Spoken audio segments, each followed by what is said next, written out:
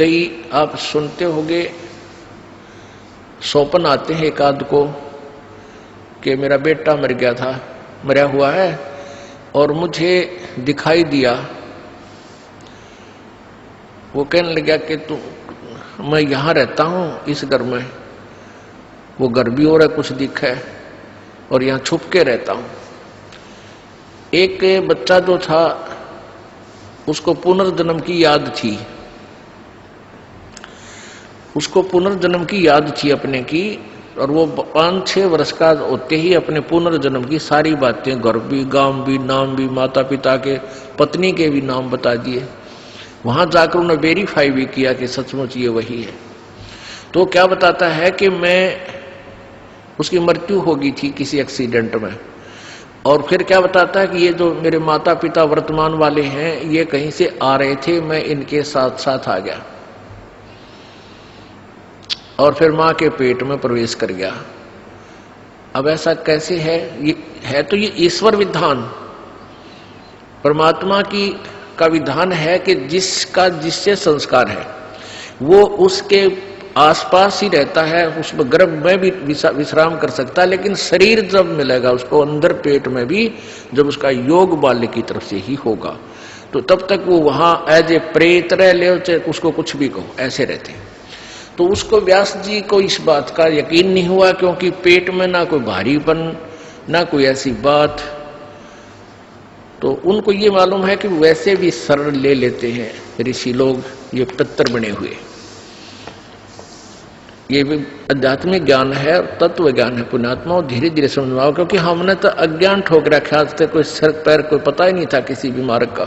ये बार बार concept clear क्यों करने पड़ रहे हैं कि हमने अज्ञान गणा सुन रखे है, और आपके मन में न्यू ना आ जाए, जो कथा अगर ये दास सिद्धि सुना दे तो आपके मन में सैकड़ों क्वेश्चन उठेंगे।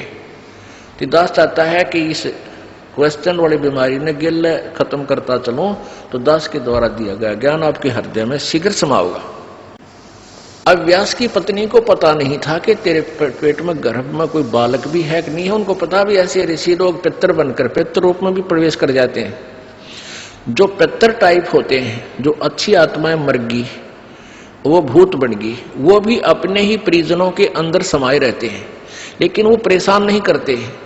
और जो दुष्ट टाइप मरते हैं वो चंडाल भूत होते हैं, वो प्रवेश करके फिर उनकी दुर्गति रखते हैं कि शराब पीने जी कर शराब पीते हैं, उसका नाश करा देते हैं, कोई कुछ और गलतियां करा देते हैं, कोई और बदमाशी भी करा देते हैं, बहन बेटियों की तरफ भी बकवाद करा देते हैं। तो इस तरह के वो नीच टाइप होते हैं। फिर वो उनका पता कुछ से का तो यहाँ आते हैं जब पता लगता है, क्योंकि यहाँ पितर सारे फिर फ्री होना पड़ेगा, उनको भागना ही पड़ेगा यहाँ से भगवान के दरबार। अब क्या कि जैसे एक लड़की, एक बेबे नाम ले रही थी अपना परमेश्वर कबीर जी का, और यहां से अपने घर गई मिश्री का प्रसाद, एक पड़ोस का बालक आ गया 8-9 वर्ष का, बच्चा ने देवथी वो भी आ गया, उसको भी दे दिया। अब वो प्रसाद खाते लड़का अपने घर चला गया, घर जाते दौरा आके गिर गया। अब वो पड़ोसी शर हो गए, पता नहीं इसने क्या खवा दिया हमारे बालक ताई, अर्तन ने मेरा छोरा मार दिया। अब वह कहने लगी, देखो वैसे तो आप कुछ भी कहो, ये इसे बालक ने मरा तो नहीं, वो फिर ठीक हो गया, लेकिन 2 घंटे के बाद होश में आया।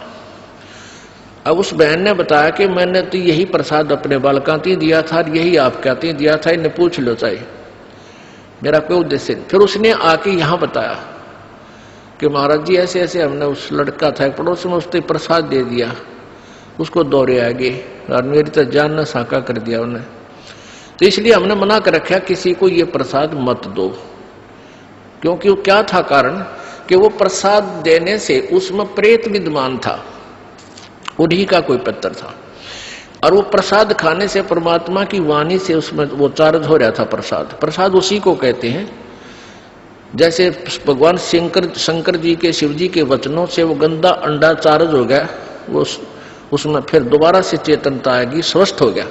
तो इस भगवान के वचनों से, वाणी से आप यहाँ आते हो, आपको कोई बीमारी है छोटी मोटी, तो इन वचनों से, सत्संग से भी राहत मिलनी शुरू हो जाती है। और अंदर बच्चा भी कोई ऐसा गड़बड़ वाला हो तो भी स्वस्थ होना शुरू हो जाता है। ठीक है, हम तो दास हैं, फिर भी हमारी कथा परमात्मा ही की सुना रहे हैं। तो इस तरह ये बहुत लाभ देता है। आप बालक को, डॉक्टर को पता होता है कौन सी मेडिसिन और इसको कहाँ असर कर रही है। तो वो क्या था, मैंने उसको बताया, बेटी उसमें प्रेत था। अरे प्रसाद खान दे उसके लागे लठ, वो छोरे मत निकलना नहीं चाहा था, वो इस तरह बेहोश हो गया। फिर वो छोड़कर उसने उसमें से निकलना पड़ा, फिर वो लड़का होश में आ गया। तो ऐसी गलती मत करो, तुम बदनाम भी हो गए।